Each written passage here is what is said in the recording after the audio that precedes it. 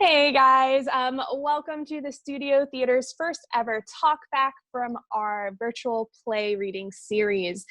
We had a few hiccups, but we're still here to talk about our process and the show. So really excited to dig into some questions that I have prepared. And we've also invited other staff members from the Studio Theater and the Sharon to ask some questions of our cast as well.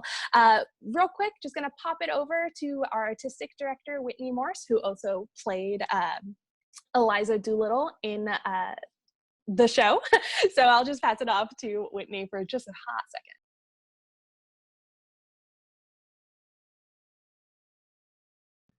Muted! I was muted. Ain't that cute? I just wanted to say a quick thank you to everybody for sticking with us. We had some technical issues early on in the broadcast, and I'm glad you guys hung around. And then we were reported and taken down from Facebook Live. So we were not able to continue our stream. And I hope that you all have had a chance to go and finish up watching the show over on YouTube. And because we were reported, we do not have the ability to stream any content right now. So our talkback cannot be live with you guys who watch the show online. So for that, I am deeply sorry. And we have learned that we're probably not going to be putting these on Facebook anymore. We'll find a different platform to share our work with you so that that doesn't get interrupted again. So hopefully for our next reading of Trifles, we'll be able to do some sort of live talk back with you in some kind of way. So thanks for sticking with us. And now we're going to chat about Pygmalion. Thanks, Whitney. So I just want to open up the floor to the cast with some questions. First, I want to know, I mean, the show was different for all of us, considering that we're on a totally different platform. We're not in the same room together, and we all had to do work separately in order to come together and put this all as one show. Did anyone adjust their acting process to prepare for Pygmalion, or did you use similar processes to what you've done in the past when preparing for rehearsals? I'll answer that, I guess. I did, it's pretty similar, I think. I basically did most of the same stuff that I do to prepare before the first rehearsal of a show. So I did a lot of research on what life was like in that time, where, you know, Eliza's story, what it's like to live in Listen Grove, all of that kind of stuff. And then I went through the script and made sure I knew what all the words meant. Because sometimes, especially in scripts like this, I'm like, wait, what is that word? I don't even know. But for the most part, I kept it pretty much the same. If anything, I did a little bit more back work because I knew we weren't going to get as much time in to work together. Yeah, anyone else have any thoughts on that? Well, one thing that is really important, especially on this platform, is like you can't do as much side to side. You know, it doesn't read as much because, especially depending, you know, the person who I see as my right on my screen is not necessarily reflecting who is actually on my right. So if I'm trying to talk to somebody here, but they're all the way down there, you know, it doesn't read as well. So being mindful and to do mostly out and not as much side to side was, you know, a little bit different, but manageable. Great. All right. What is an advantage of rehearsing and performing in your home, or if you found any disadvantages throughout the process? Sweatpants. That's definitely an advantage. I think for me, at least, I know this wasn't necessarily at home, but like when we had our first rehearsal, it is the most anxious I have been in my entire life. And it was literally because I couldn't see anybody or like get that sense of like, is this working? Is this and just trying new things for the first time and just managing all the little bits. Definitely didn't help with that for myself. Used to being there in the room with everybody. Yeah. I definitely enjoyed the commute, you know, from my bathroom to my kitchen table was Yeah, I agree. I definitely feel strange even right now not being next to you guys, because I feel like if we're all together we can have like a little bit more of a group energy going, even knowing who's going to be answering the question next.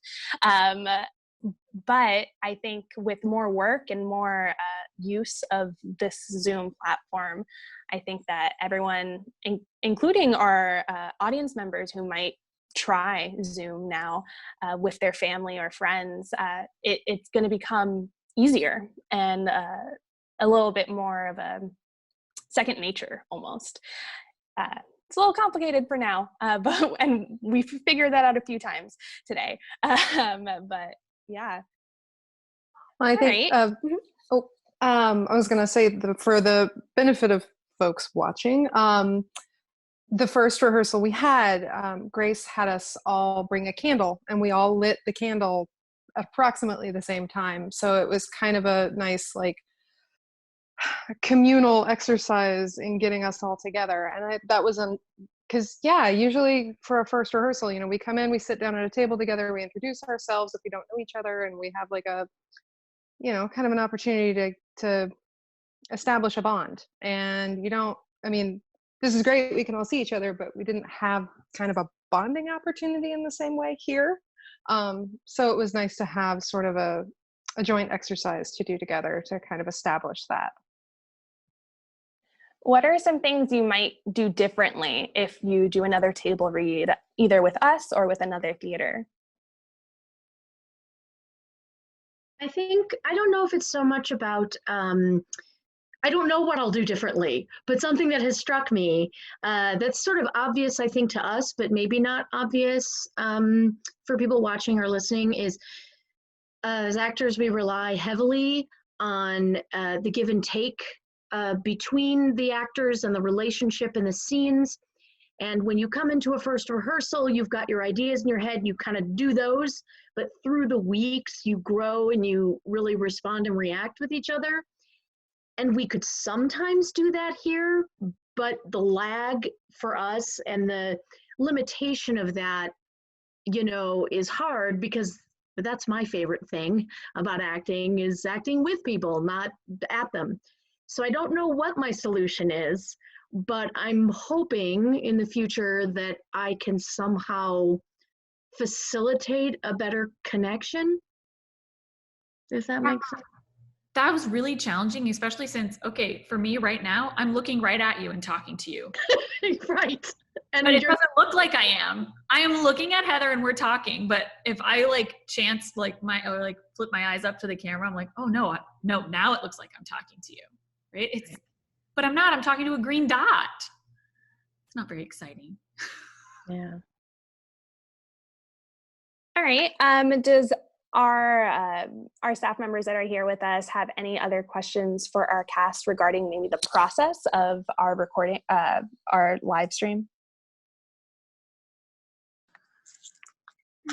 Yeah, how long did we go through a rehearsal process? How many rehearsals did you actually have before this happened?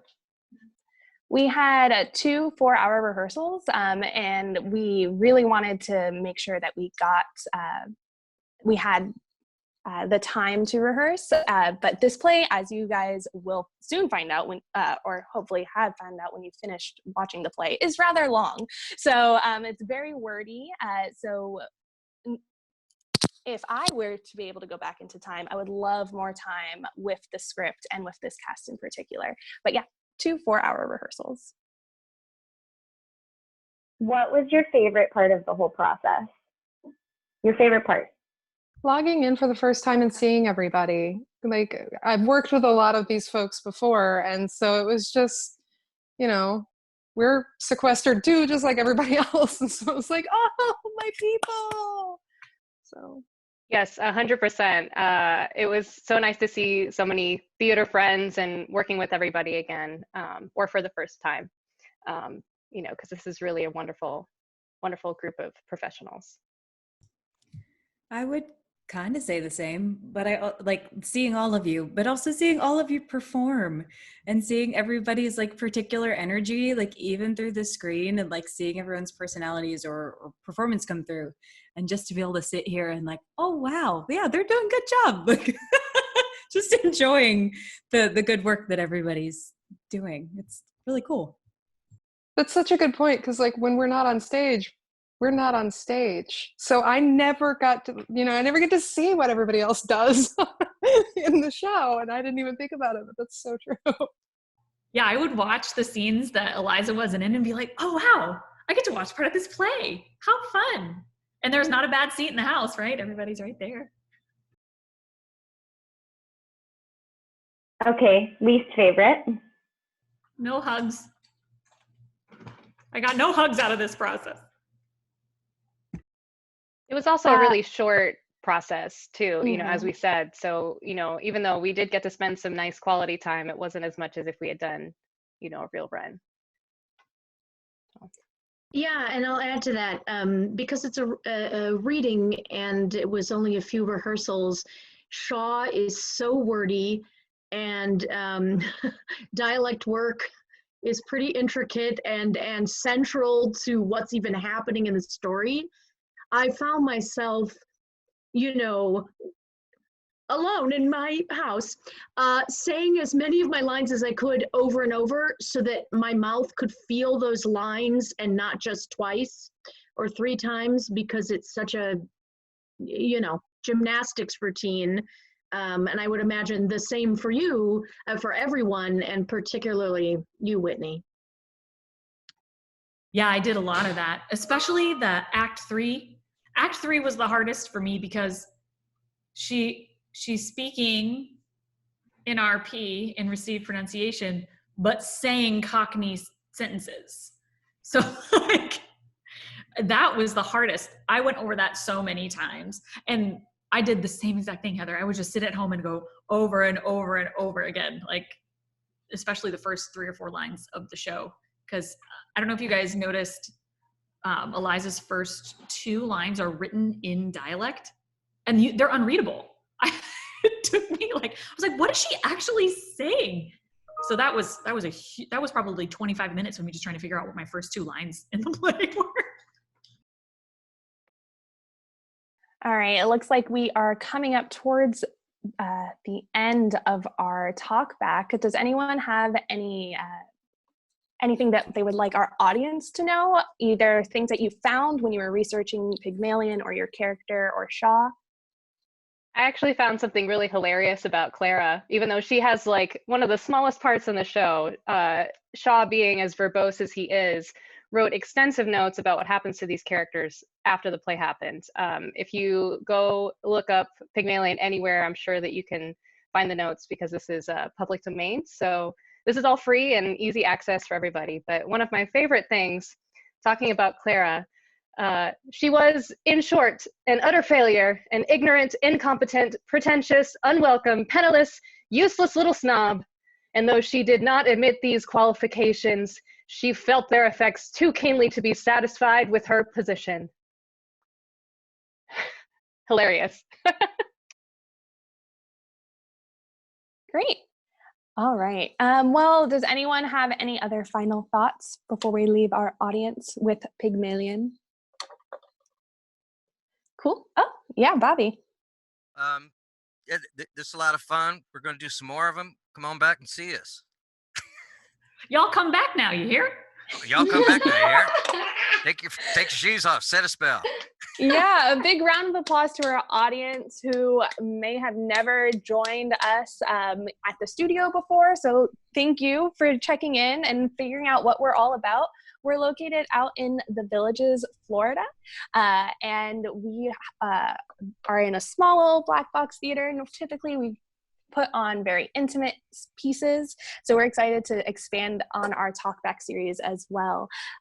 Next in our series is Triples, written by Susan Glassbell, featuring some of the actors that you're seeing on screen right now.